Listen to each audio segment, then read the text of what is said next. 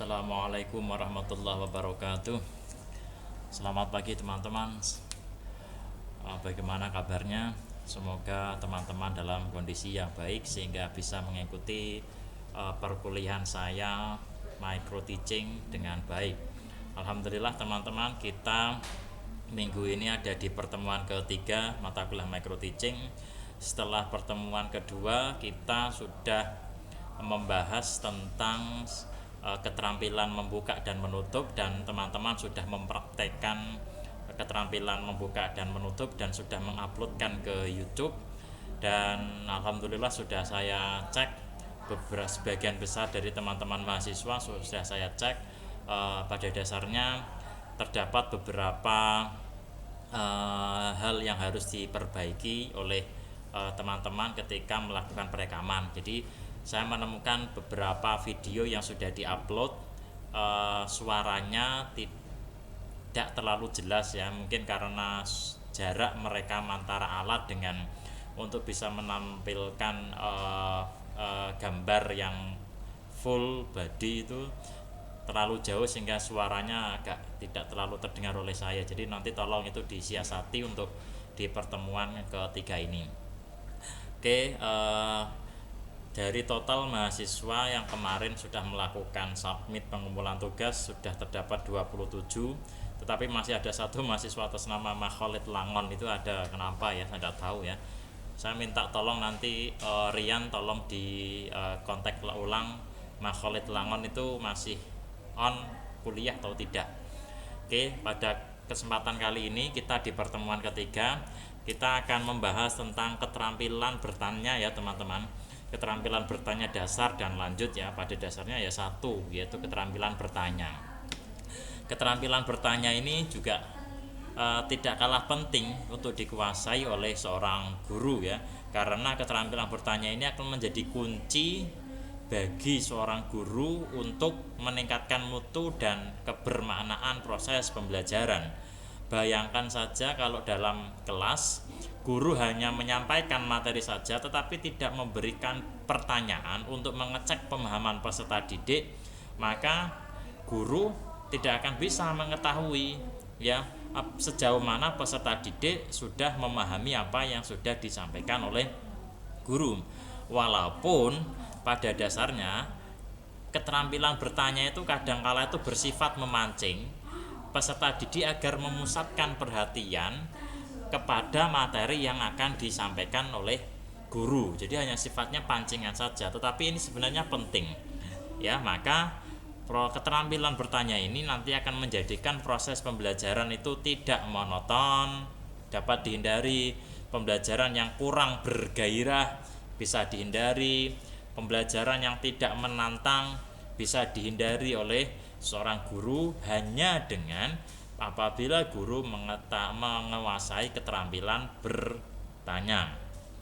Karena pentingnya keterampilan bertanya itu ya, itulah yang akan kita pelajari dalam pertemuan kita hari ini ya.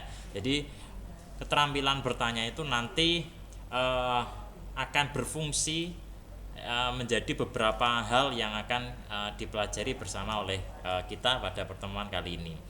Oke, teman-teman bisa melihat di buku pedoman yang sudah saya upload terkait di buku pedoman micro teaching.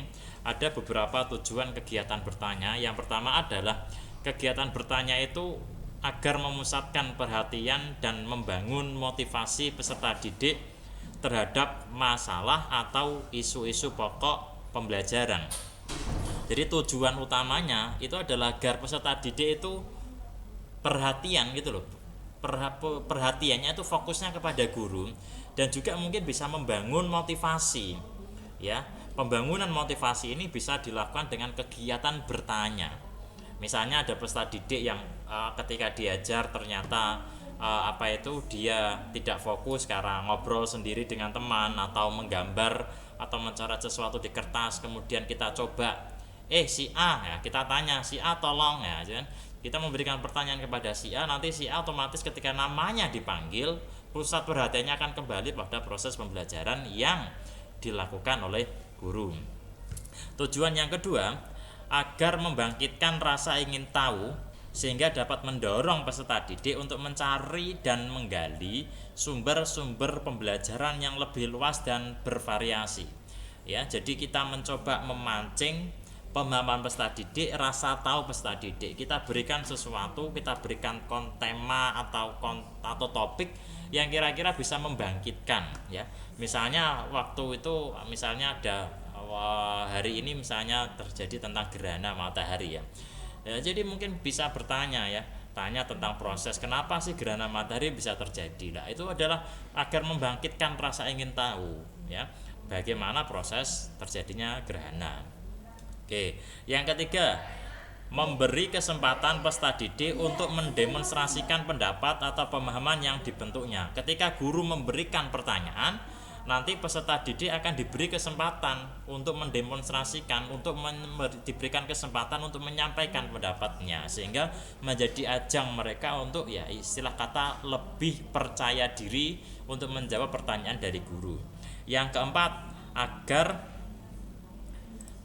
terbiasa menanggapi pernyataan teman atau pernyataan guru, ya. Jadi ketika ada si A menyampaikan pendapatnya tentang pertanyaannya guru, terus kemudian si B bisa menanggapi, ya. Jadi agar istilah kata hubungan dalam kelas itu bukan one way communication, tapi bisa two way communications.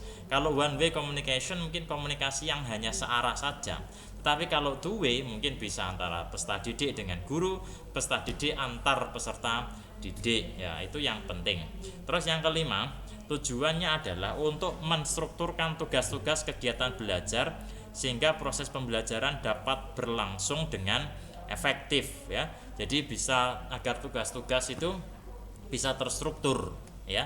Itu tujuannya. Terus yang keenam, bisa meningkatkan kemampuan berpikir peserta didik, ya, karena pada hakikatnya mereka juga diminta untuk berpikir menjawab terhadap pertanyaan yang diberikan oleh guru. Tetapi, ya, pertanyaan yang diberikan oleh guru, ya, setidaknya pertanyaan itu berbobot, meminta atau menjembatani peserta didik untuk berpikir lebih dalam. Jadi jangan hanya tanya terkait dengan pertanyaan-pertanyaan yang sifatnya dasar, misalnya tanya tentang definisi. Kalau tanya tentang definisi itu kan kalau level kognitifnya kan C1, ya. Jadi ditanya materinya misalnya tentang apa, tapi ditanya tentang definisi, ya, itu berarti hanya dasar saja, ya. Nah, peserta didik hanya memikir tapi pada tataran yang dasar, tidak berpikir yang lebih. Yang ketujuh, tujuannya adalah untuk meningkatkan partisipasi peserta didik secara penuh dalam proses pembelajaran. Jadi intinya, ya, agar partisipasi peserta didik bisa diikuti secara penuh. Yang kedelapan, mendiagnosis kesulitan belajar untuk menentukan, ketika ditanya ternyata ada peserta didik yang tidak bisa menjawab, lah, itu berarti kesempatan bagi guru untuk mendiagnosis, ternyata ada sih peserta didik yang belum mengetahui atau paham terkait dengan materi. Yang kesembilan, untuk memberi kesempatan kepada peserta didik belajar berdiskusi, ya, biar mereka bisa berdiskusi, mungkin berpasangan atau kelompok kecil atau kelompok besar.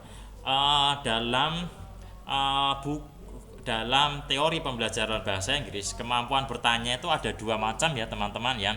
Yang pertama adalah turn taking, yang kedua adalah turn distribution, ya. Turn taking itu gini, guru memberikan pertanyaan, karena peserta didiknya itu banyak, ada 30, guru memberikan pertanyaan, salah itu peserta didik cepet-cepetan untuk menjawab pertanyaan yang diuraikan oleh guru, namanya adalah turn taking, ngambil pertanyaan, ngambil bagian untuk menjawab pertanyaan yang disampaikan oleh guru. Yang kedua, teknik bertanya bisa dilakukan dengan istilah turn distribution, ya. Artinya apa? Guru memberikan kemampuan, memberikan kesempatan, memberikan pertanyaan kepada peserta didik, tetapi bukan untuk rebutan peserta didik, tapi ditunjuk, namanya adalah turn distribution. Karena kita ngajar dalam durasi waktu yang agak lama misalnya, ya, otomatis kan ada peserta didik yang partisipasinya tinggi, ada yang rendah.